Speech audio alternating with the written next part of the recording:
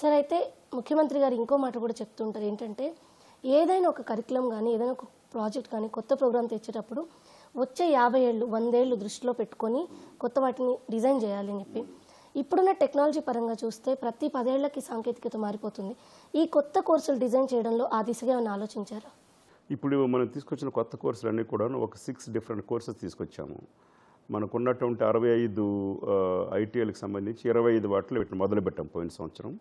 Almost ఒక 3000 మంది students admit చేసుకుని వాళ్ళు చదువుకుంటున్నారు. ఇప్పుడు ఎగ్జామ్స్ కూడా రాస్తున్నారు. ఈ టెక్నాలజీస్ అంతా కూడా మీరు చెప్పిన విషయం వాస్తవం.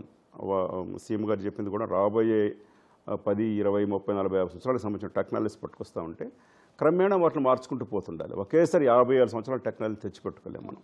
ఇప్పుడు ఉదాహరణకు మన దగ్గర ఎలక్ట్రికల్ కోర్సులు ఉన్నాయి, ఫిట్టర్ కోర్సులు ఉన్నాయి. దాదాపు 1950లో అప్పట్లో ప్రభుత్వాలు, కేంద్ర ప్రభుత్వాలు ఆలోచించి పెట్టినటువంటి ట్రేడ్స్ ఇంకా కూడా రెలవెంటే. మీ ఇంట్లో ఎలక్ట్రికల్ చేంజ్ చేయాలన్నా కానీ, ఏదన్నా మిషన్ చేంజ్ చేయాలన్నా కానీ, ప్లంబింగ్ చేయాలి, ఈ technologies are still relevant. But ఈ గత 50 సంవత్సరాలు వచ్చిన టెక్నాలజీని చూసుకుంటే అవన్నీ కలిపి తీసుకొచ్చినటువంటి టెక్నాలజీస్ ఇప్పుడు మనం తెస్తుంది బేసికల్ అడ్వాన్సెస్. ఇవి maybe relevant for next 50 years. But every 5-6 years కొంచెం మోడిఫికేషన్ చేసుకుంటూ పోతుంది. అలా రకంగా చూస్తే there are highly relevant technologies మనం ఇప్పుడు తీసుకొస్తున్నాం.